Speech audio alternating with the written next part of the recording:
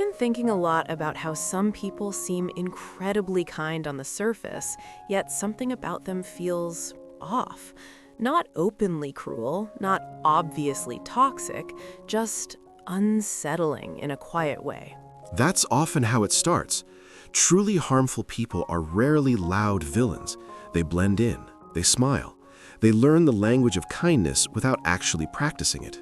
One thing that really caught my attention was the idea that if someone says, "I'm a good person," without being asked, that alone is worth noticing. Yes, genuinely good people usually don't need to announce it. Their behavior speaks for them over time, especially when there's nothing to gain. It almost feels like self-advertising morality instead of living it. Exactly. When morality becomes a label instead of a practice, it often hides insecurity or manipulation. Another theme I noticed was selfishness, not the obvious kind, but the subtle kind that only shows up when things stop being convenient. That's one of the clearest indicators. Many people sound generous in theory, but when sacrifice is required, their true priorities surface. And the scary part is that it can take a long time to actually see that moment. Because life has to apply pressure first. Without stress, everyone can pretend to be kind. People also mentioned watching how someone reacts to small frustrations, like traffic, delays, or minor inconveniences. Those moments reveal emotional regulation. If someone collapses into complaints or blame over small things, it suggests deeper issues beneath. I read a story about a coworker who was polite and friendly, but once someone saw how he treated his partner, the image shattered. That happens often. How someone treats those closest to them, especially in private, matters far more than public charm. It made me realize that nice is often just a performance. Nice is surface level. Kindness is consistent, even when no one is watching. One comment really stayed with me. It said that bad people often let small, strange comments slip early on. Yes, micro moments of truth, little remarks that don't quite fit the image they're trying to present. And usually we ignore them, telling ourselves we misunderstood or that they didn't mean it that way. That's where intuition gets overridden by politeness. We're trained to doubt ourselves more than others.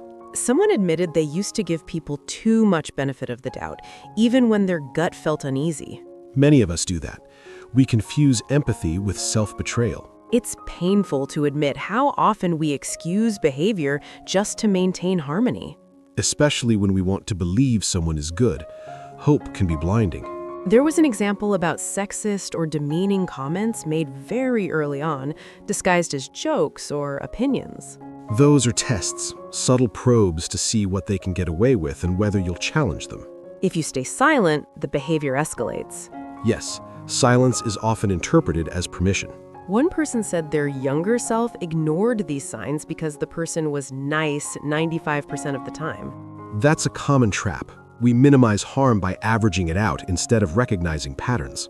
They listed examples that seemed small individually, but disturbing when seen together.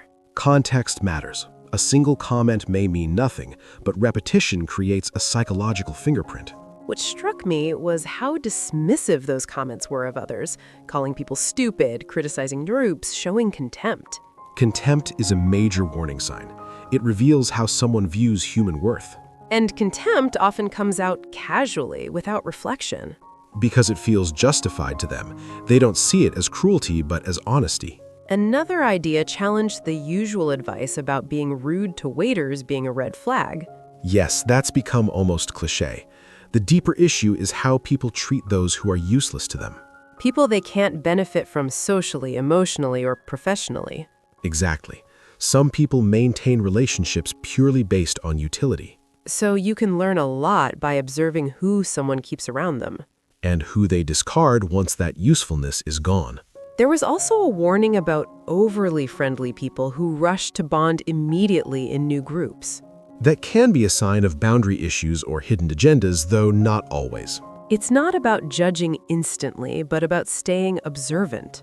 Awareness without paranoia. That's the balance. One of the most powerful descriptions was how these people feel unsettling, even when nothing concrete is wrong. That feeling often comes from inconsistencies, different stories, different faces for different people. Like they're always managing a narrative. Yes, image management instead of self-reflection. And when questioned, they become defensive rather than curious. Because curiosity requires humility, and that threatens the image they're protecting. Someone said they realized far too late that almost all these signs matched their friend. That realization can be painful, but it's also freeing. It made me think that recognizing bad behavior isn't about being cynical. It's about being psychologically literate. Understanding patterns instead of isolated events. And learning to trust quiet signals before they become loud disasters. After reading all this, I started wondering why we notice these signs yet still stay. Why awareness doesn't always lead to action. Because recognizing a bad person often means accepting emotional loss. We hesitate, hoping our discomfort is just imagination. It feels easier to doubt ourselves than to confront the possibility that we misjudged someone important. Yes, admitting someone is harmful forces us to grieve the version of them we wanted to believe in. I also noticed how often people say, but they didn't mean it like that. Intent is often used as a shield. Impact matters more, especially when the pattern repeats. So one cruel comment might be a mistake, but many of them form a message. Exactly. Patterns tell the truth that words try to hide. Another thing that stood out was how bad people often lack accountability.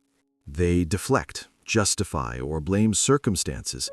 Taking responsibility would crack their carefully built self-image.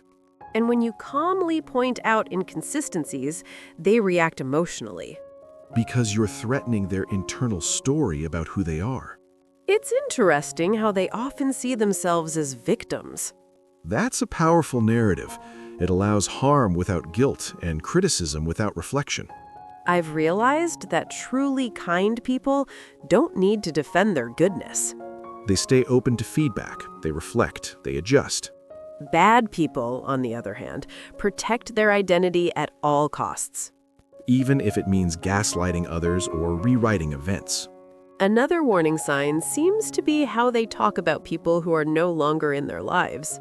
Yes, if everyone from their past is described as crazy or evil, that deserves attention. It suggests they never see themselves as part of the problem. Growth requires self-examination. Without it, relationships decay. What about the feeling of unease people describe? That quiet internal alarm. Intuition is pattern recognition happening faster than conscious thought. So when something feels wrong, it often is, even if we can't explain why. Exactly. Intuition isn't magic, it's experience speaking softly. Many people said they wish they had trusted that feeling earlier. Most lessons about character come with regret attached.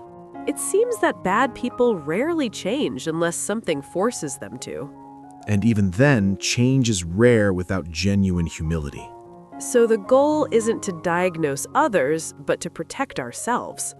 Yes, awareness is about boundaries, not judgment. We're not meant to fix or save anyone. That responsibility belongs to them. I think learning these signs helps us choose healthier connections. And leave earlier, without needing dramatic proof.